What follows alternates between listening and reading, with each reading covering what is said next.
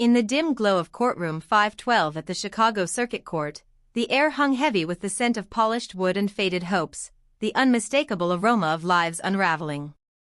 For Derek Harlan, though, it smelled like triumph.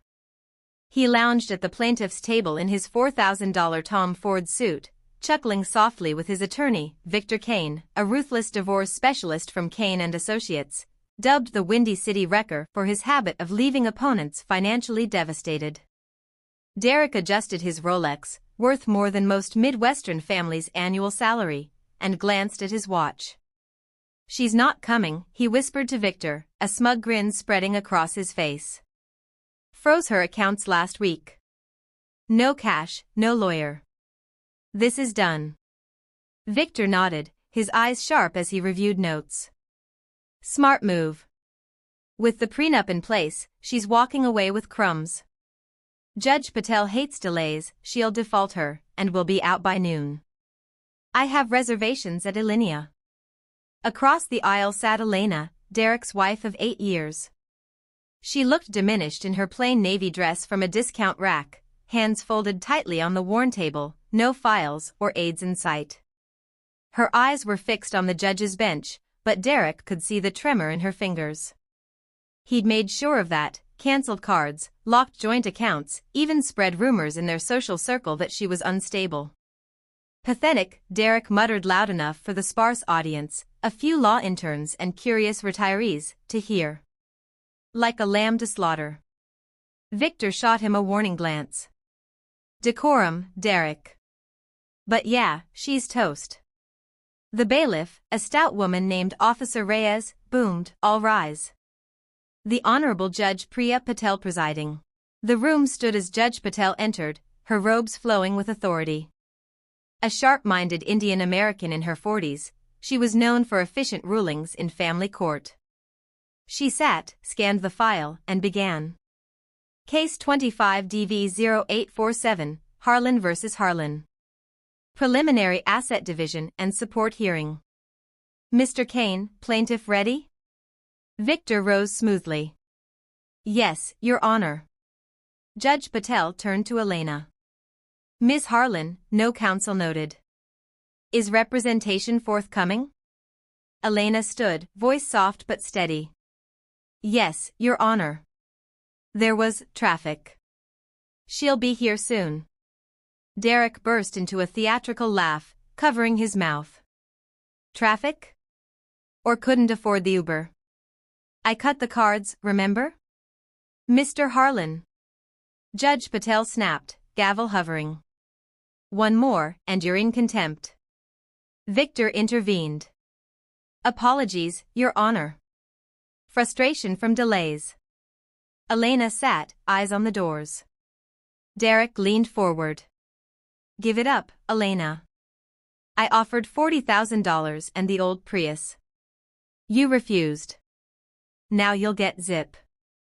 "Who's helping you?" "Your imaginary friends from yoga class." The interns whispered. Judge Patel sighed. "Ms. Harlan, we can't wait forever. Proceed pro se, or we move to default." "I'm expecting someone," Elena insisted. "Just a minute more." Stalling, Derek hissed.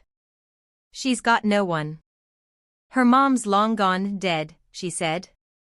"Dad was a nobody truck driver. Who'd she call, the ghost of Christmas past?" Victor smirked. "Your Honor, motion for default under Illinois Supreme Court Rule 219. Wasting time." Judge Patel nodded reluctantly. "Valid point. Ms. Harlan, I'm sorry, but..." Victoria turned to Derek, eyes icy. "You thought you could break my girl? Big mistake. Very big." Victoria Lang stood like a fortress at the podium, her presence dwarfing the room. The interns scribbled furiously, sensing viral legal history. Judge Patel granted the motion. "Proceed, Ms. Lang." Victoria opened her briefcase, stacks of documents thudding down. "Start with the prenup, Your Honor." Signed under duress, Mr. Harlan threatened to expose Elena's past therapy if she refused. "Our experts confirm alterations post-signature." Derek slammed the table. Lies. She agreed. Evidence? Judge Patel asked. Victoria slid folders. Exhibit A, original versus filed versions. Void under Illinois Marriage Act Section 502. Victor objected feebly. We need time. Overruled. Elena watched, empowered. She'd called Victoria last night from a payphone, broken. Victoria, the billionaire attorney who'd won Supreme Court cases and billion-dollar mergers, had flown in overnight. No one hurts my blood, she'd said. Victoria called Derek to the stand as hostile. He swaggered up, but sweat beaded.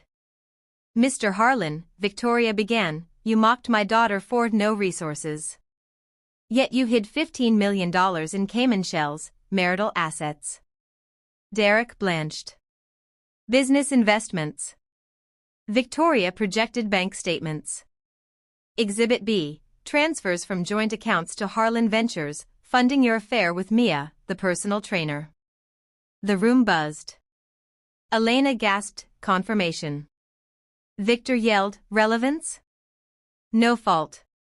But fraud isn't, Victoria shot back. Joint funds for mistresses, $300,000 in jewelry, trips. Dissipation. Judge Patel nodded. Answer. Derek stammered. It was gifts for clients. Victoria laughed coldly. Clients? Mia's Instagram says otherwise. Exhibit C, posts from your secret trips. Laughter erupted. Victor buried his head. Hidden net worth, $28 million total, Victoria continued. Motion for 75% to Elena, plus alimony. Refer for fraud prosecution. Your Honor, recess. Victor pleaded. Denied, Judge Patel said. Continue.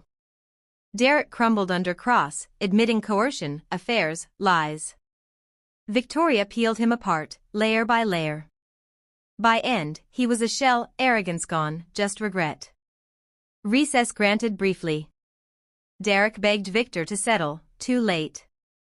Judge Patel ruled, prenup void. Assets 70/30ths for defendant. Alimony $25,000 monthly. Fraud referral to DA. Derek left broken, empire crumbling, partners fled, IRS audited. Mia dumped him, he ended in a studio, flipping houses for pennies. Elena thrived, settlement funded her art gallery and foundation for women in bad marriages. Reconciled with Victoria, who retired prouder. Years later, Elena spoke at galas, kindness isn't weakness. Family is power. Never let them make you small. The takedown became legend, don't mock the quiet ones, they might have giants in their corner. Derek watched her success on TV, alone, regretting the day he laughed. Marcus sat silent. That broke me. Divorce filed. I offered fair, 50-50 custody, split assets, no fight over inheritance. He seemed on board. But now, this robot? A message? That night, Ethan asleep, I examined it closer. Googled the components, microphone, GPS tracker. A bug. Spying. Why? Heart pounding, I bagged it, hid it. Called my lawyer, Elena Ruiz, next morning. Her office in downtown Chicago smelled like strong coffee and resolve. I showed photos. Rachel, this is big, she said, eyes narrowing. Then, Marcus rejected 50/50ths. Wants full custody. Claims you're unstable, unfit for finances. The room spun. Full custody? For control of Ethan and the trust. Clarity hit, the bug was recon, dirt gathering. Elena, gather proof, gambling texts, statements. I nodded, fury rising. They wanted war? Game on. A week later, it was Dad's birthday bash at Marcus's place in the suburbs. Gloria and Harold flew in, all smiles like innocent grandparents. I dreaded dropping Ethan off, every instinct screaming no. But blocking without cause? That'd paint me unstable. So I prepped. Slipped a kid's smartwatch on him, cute, colorful, with an SOS button linked to my phone. If anything feels off, press this, it calls Mom. He nodded, big eyes serious. Okay, Mom. Marcus arrived for pickup, casual as ever on my porch. Hey, co-parent champ. Swung Ethan up, handed me an address, pick up here, 5 p.m. I eyed him, text when en route. Sure, he grinned. They drove off. Hours dragged, I paced, cleaned, refreshed my phone. At pickup time, I arrived, a strip mall lot, empty. No party signs, no cars. Heart racing, I circled, called Marcus's voicemail. Texts, where are you? Silence. Panic built. Wrong spot? Late? Then my phone buzzed, SOS alert from Ethan's watch. Location, Gloria and Harold's rental in Evanston. Bile rose, I sped there, calling 911 en route. Not his fake brochure. Mom and I travel. I started a foundation in my parents' name for women escaping bad marriages. I hike, paint, live free. Ladies and gentlemen, if someone tries to steal your peace, your legacy, your future, protect it. Trust your gut. Get a great lawyer. And never let them see you break. The best revenge? Living your best life while they regret everything. What do you think? Would you have done the same? Drop your thoughts below, share if this hit home, like, subscribe, and turn on notifications for more stories like this. Thanks for watching, stay strong out there.